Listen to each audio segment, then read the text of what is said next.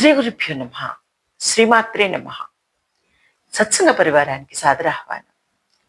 జగన్మాత అనుగ్రహంతో ఈరోజు మనం జగద్గురువులు శ్రీ శ్రీ ఆదిశంకరాచార్య విరచిత సౌందర్య లహరి స్తోత్రంలోని 12వ శ్లోకాన్ని సూక్ష్మంగా తెలుసుకునే ప్రయత్నం చేద్దాం. గం గణపతయే నమః. శ్రీమాత్రే నమః.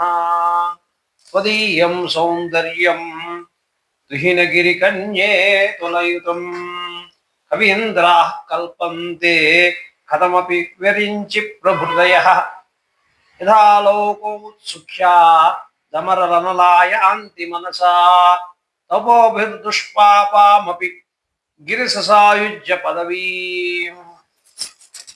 శ్రీమాత్రే నమః.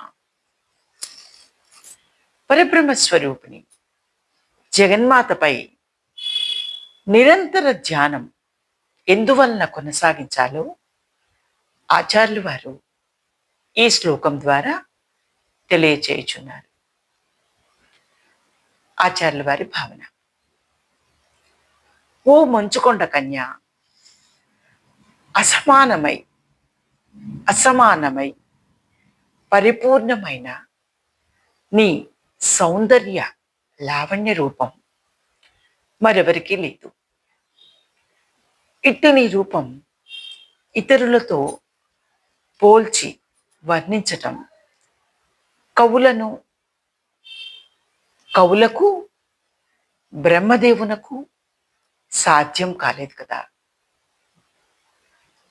నీ దివ్య సౌందర్యం సందర్శించే మహద్భాగ్యం కలిగిన దేవతా స్త్రీలు తమ సౌందర్యం నీతో పోల్చుకుని తమ సౌందర్యం ఇసుమంతైన నీ సౌందర్యంతో సరితూగదని తెలుసుకున్నారు కదా.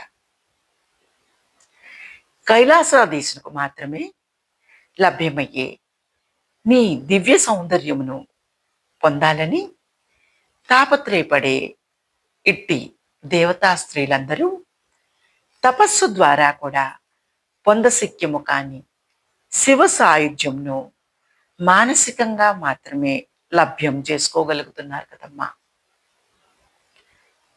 అంతరార్థం ఏమనగా, శారీరకంగా ఆత్మసాక్షాత్కారం ఎవరికి సాధ్యం కాదు. సాధకులకు మానసికంగా మాత్రమే లభిస్తుంది. ఈ ఆత్మసాక్షాత్కారమే జగన్మాత సౌందర్యం. ఇది విదేహులై అంతర్ముఖులై అపరోక్షానుభూతితో అద్వైత సిద్ధి పొందిన సాధకులకు మాత్రమే లభిస్తుంది. తపస్సు ద్వారా కూడా లభించని శివ సాయుధ్యం నిరాకార నిర్గుణ స్థితి ధ్యానం ద్వారా మానసికంగా దేవతా స్త్రీల వలె మానవులు లభింపచేసుకోగలరని ఆచార్యులు వారు ఈ శ్లోకం ద్వారా తెలియజేస్తున్నారు. మానవ జన్మలో మాత్రమే మోక్షం సాధించడం సాధ్యం. ధర్మాచరణులైన దేవతలు మోక్షానికి సుదూరంలో ఉంటారు. మానవ లోకంలో జీవిస్తూ ప్రతిఫలం కోరుతూ సత్కర్మలు చేసేవారు మరణించిన తరువాత దేవతలుగా మారతారు. పుణ్యఫలం కరిగిపోగానే దేవతారూపం పోయి తిరిగి మానవులుగా జన్మిస్తారు. ఈ విధంగా ధర్మాచరణలైన దేవతలకు కూడా తపస్సు ద్వారా శారీరకపరమైన మోక్షం సాధ్యం కాదు. అమ్మా, నీ సౌందర్యం శివులు వారికే తెలుసును. కావున అట్టిని సౌందర్యంను దర్శించాలంటే దేవతా స్త్రీలు శివుల వారితో శివుల వారిలో మానసిక ఐక్యం అయితే తప్ప నీ సౌందర్యమును పరిపూర్ణ వీక్షణ చేయలేరు. ఇక శ్లోకార్థం: త్వదీయం సౌందర్యం. త్వదీయం అనగా నీకు సంబంధమైన, అనగా జగన్మాత దేహమునకు. జగన్మాత దేహమునకు చెందిన సౌందర్యం అనగా లావణ్యం. తుహిన గిరికన్య, మంచుకొండ తనయ, హిమవంతుని కుమార్తె. విరించి ప్రభృతయ, బ్రహ్మ ఇంద్రుడు మొదలగు వారు. అమరలలన, దేవతా స్త్రీలు. తపోభిహి, తపస్సుల చేత. దుష్ప్రాహం, పొందశక్యము కాని గిరిస సాయుధ్య పదవి. మనస, అంతఃకరణం చేత. యాంతి, ప్రాప్నువంతి, పొందుచున్నారు.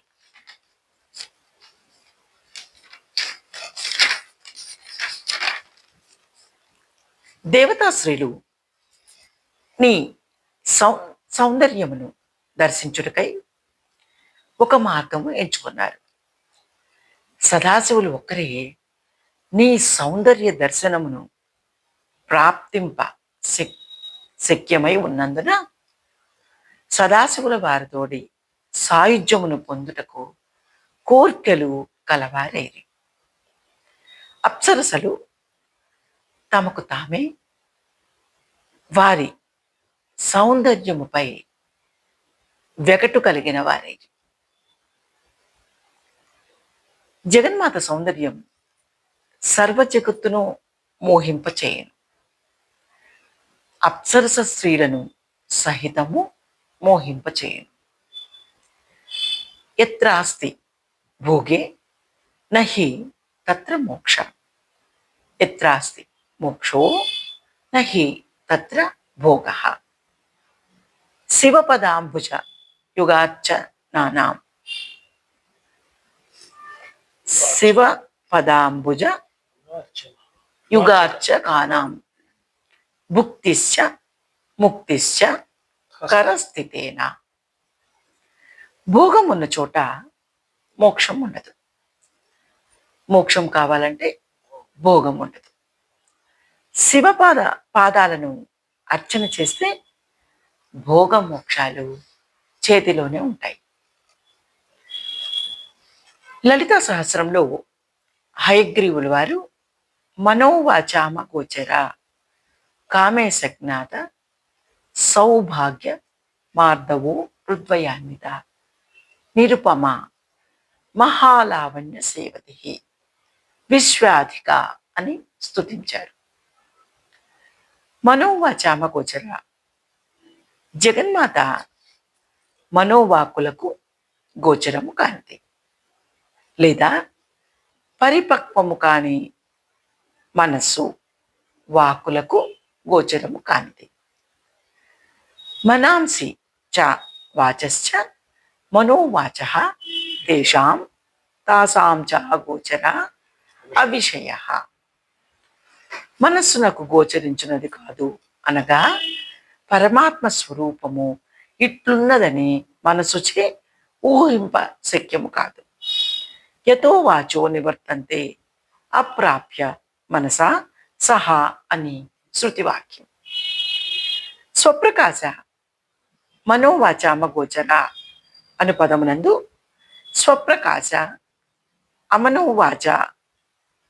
అమనోవాచామ గోచర అని పరిచ్ఛేదం. మనోవాచ ఆమ గోచర అనునదే నామము. ఆమము అనగా పచ్చిది, పరిపక్వము కానిది. పరిపక్వము కాని మనోవాక్కులకు ఆమ మనోవాచామ అగును. శృతులు మనోవాక్కులు పరమాత్మను నిరూపింపలేక మరలినవి అని చెప్పి అన్నవి. వేరొక శృతి వాక్యమున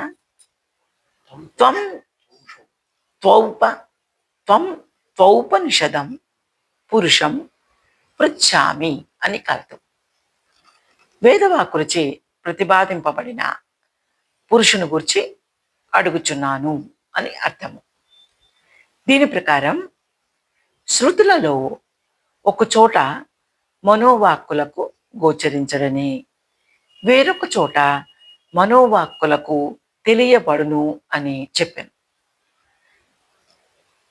ఇవి శృతి వాక్యములకు విరోధము. పరమాత్మ రూపహీనుడు కనుక పరమాత్మను వాచ్యముగా బోధింపలేవు. వాచ్యార్థము కుదరనప్పుడు లాక్షార్థమును వాచ్యార్థము కుదరనప్పుడు లక్ష్యార్థమును గ్రహించవలను. శృతి వాక్యములు వాచ్యముగా పరమార్థను బోధింపలేవు. లక్షణావృత్తి చే బోధింపగలవనియు తెలుసుకోవాలి. అనగా అపరిపక్వము చే పరమాత్మను గ్రహించలేము. పరిపక్వ మనసుతో మాత్రమే పరమాత్మను దర్శించగలము అని శృతి వాక్య విరోధము పరిహరింపబడినది. కామేశ జ్ఞాత సౌభాగ్య మాధవో హృద్వయాన్విత. కామేశ్వరునికి మాత్రమే తెలియబడిన సొగసు, మృదుత్వం గల తొడలుతో కూడినది. కామేశేనైవ జ్ఞాతే తదేక సాక్షికే సౌభాగ్య మార్ధవే లావణ్య కోమలత్వే యయోస్తయోః ఊర్ధ్వో ద్వయేన అన్విత. నిరుపమ నిర్గతోపమ సాదృశ్యం యస్యాస నిరుపమ న తస్యాః ప్రతిమాస్తీతి శృతేః. సాటి లేనిది శృతి యందు ఈమెకు సాటి లేదు అని చెప్పబడెను. మహాలావణ్య సేవది. మహతో లావణ్యస్య అతిశయ సౌందర్యస్య సేవది. జగన్మాత అతిశయ సౌందర్యమునకు నిధి. సేవతి అనగా నిధి అని అర్థం. లావణ్యమనగా ముత్యములందని నిగనిగ ఛాయ దేవి లావణ్య నిధి. ప్రకృతిలోని అందమైన వస్తుజాతమును సృష్టించిన దేవి సౌందర్య నిధి. దేవి లావణ్యము నిరుపమానం. విశ్వాధిక విశ్వస్యాత్ క్షిత్యాది శివాంతాత్ అధికోత్కృష్ట. ఈ విశ్వము కంటే అధికురాలు భూమి నుండి శివులు వారి వరకు గల అన్నింటికంటే అధికురాలు జగన్మాత. జగదంబ విచిత్రమాత్ర కిం పరిపూర్ణ కరుణాశ్చేన్మయి అపరాధ పరంపరావృతం నహి మాత సముపేక్షతే సుతం. ఇది ఈ శ్లోకం యొక్క సూక్ష్మ వివరణ. జగన్మాత అనుగ్రహం మనందరి మీద కలుగుగాక. శ్రీమాత్రే నమః.